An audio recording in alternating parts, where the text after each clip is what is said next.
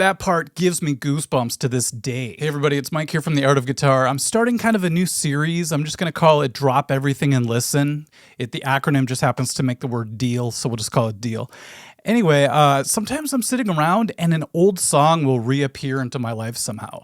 With this particular song, it just happened to pop into my brain and I couldn't place what it was. I kept thinking it was Eat the Rich by Aerosmith. Which is kind of funny because they have similar qualities and they both came out in 1993. I just kept remembering this song had such a cool riff and a cool vibe, but I just couldn't place it. So I did some digging around and eventually I found it. It was not on Apple Music. I couldn't find it on any of those streaming services. So I just typed in Plant and Page because that's what I thought it was. A long time ago, I saw them live, by the way, so I should know better. But it's actually a song by Coverdale Page because they got together for an album. And, you know, once I saw the cover of the album, it all started coming back to me. Little side note, though, I think Page and Plant did cover this song live one time, so I'm not completely wrong. Now, as soon as I hit play, I think it's going to come back to you. If you haven't heard this song in a while, I think it's going to reawaken some parts of your brain.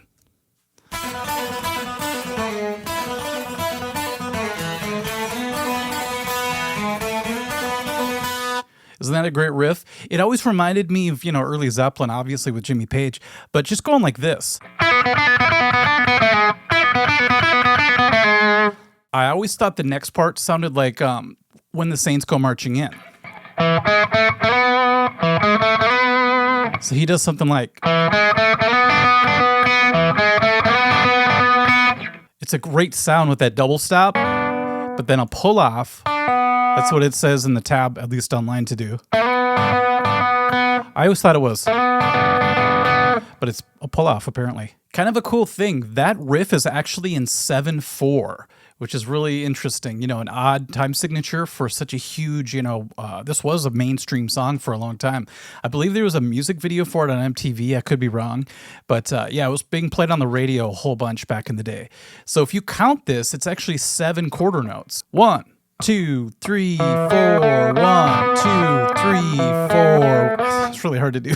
1, 2, 3, 4, 1, 2, 3, 4, 5, 6, 7. Oh, that was tough. So as the song keeps going through, keep that in mind that they throw in a 7/4 measure, which is wild. Okay, let's keep going. I don't wanna be your slave.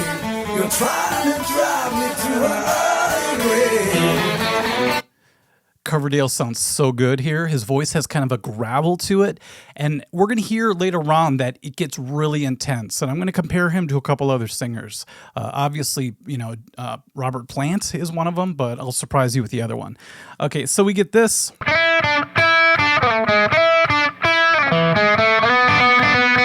I also love that reverse vocal effect. Ozzy does that sometimes. I think I know how they did it back in the day. I'm going to do a whole video on that someday, but let's keep going.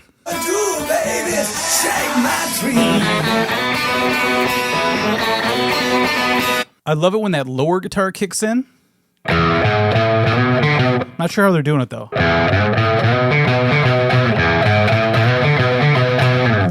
Sounds so big. It almost sounds like they're using a 12 string in some spots.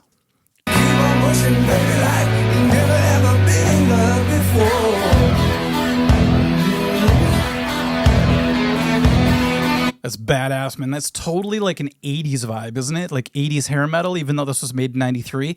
It's that low E string hitting with the floor tom or the kick drum or both. I'm not really sure. All right, so one thing I really love is this walk down.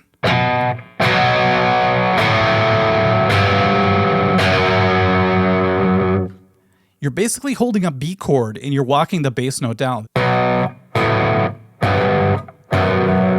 Super heavy.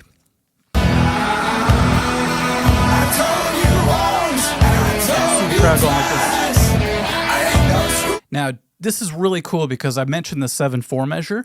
because it's an odd time, the hits actually end up being on a different part of the riff. So it's like this circular thing that's happening. So listen for that when you listen to it on your own.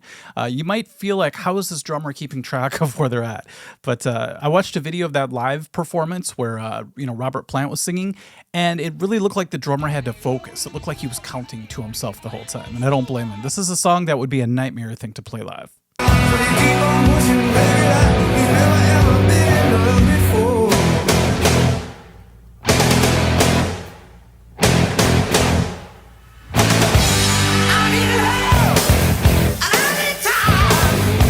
Those hits made my day, because it's so heavy. If you think of Page, there's a lot of heavy stuff, obviously, in Zeppelin, but this is like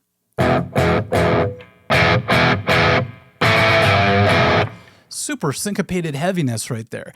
And I've always loved that feel, that rhythm, which is 1 E and a 2 E and a 3. I love that kind of 3 hit like that. I tried to trace the origins back to why I love that feel so much, and I think I have to go all the way back to this 80s hit. They used to play that song for the intro to WWF's Saturday Night's Main Event. And when I was a kid, I got so excited about it. So those hits in that song, I think, made me like that feel. Okay, let's keep going.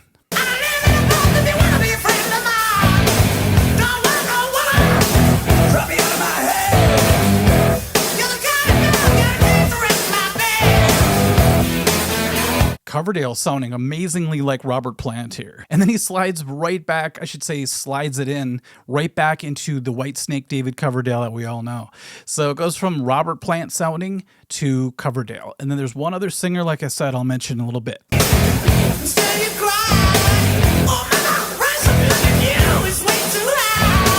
Right at that spot where his voice gets kind of gravelly at the top like that, to me he sounds like Axl Rose. That's what he sounds like to me. So if you take Robert Plant, the man who's singing David Coverdale, and Axl Rose, I think that's what we're getting here. It's great.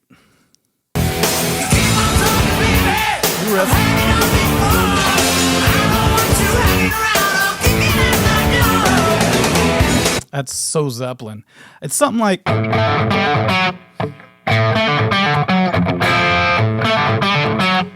I'm just guessing on that F chord. It's something crazy like that. Once again, just screams Zeppelin. I love it.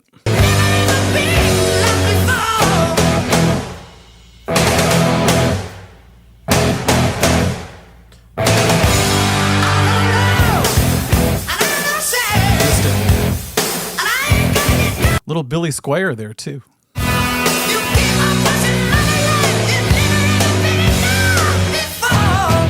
Amazing note that David Coverdale just hit right there.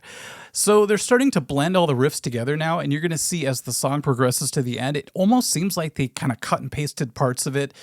This is before, everybody was using Pro Tools as their main thing, but just figuratively cutting and pasting parts of the song together to kind of form this crazy Frankenstein finish.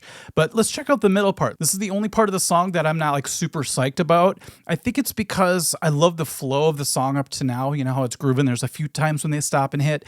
But in the middle of the song, they do a ton of stops and hits, and it just seems to start and stop too much. And I would rather just have it, rock out and have this awesome Jimmy Page solo. That'd be awesome, but let's hear what they do. See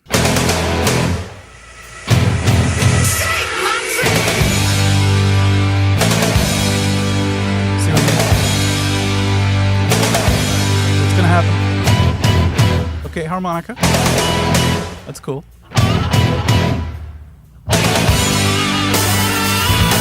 Kicks in.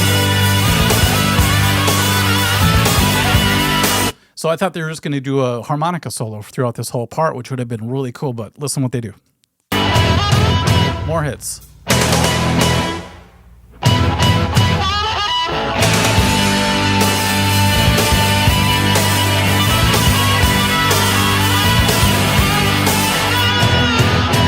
And more hits.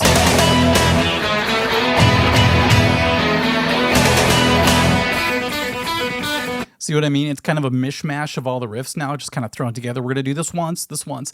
That's why earlier I said the song would be kind of a nightmare to do live. And if you watch them play it live with Robert Plant, it does seem like there's a lot of thinking going on. And, Robert Plant turns around, he's kind of like, what part are we on? So yeah, that's my only gripe about the song, really, is just that crazy middle section. Okay, keep going.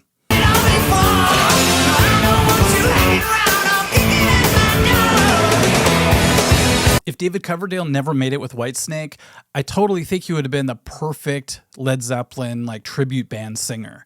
That would have been amazing because he sounds just like him. He looks like him, at least back in the day he did. And man, people would have paid big money to see that, I bet.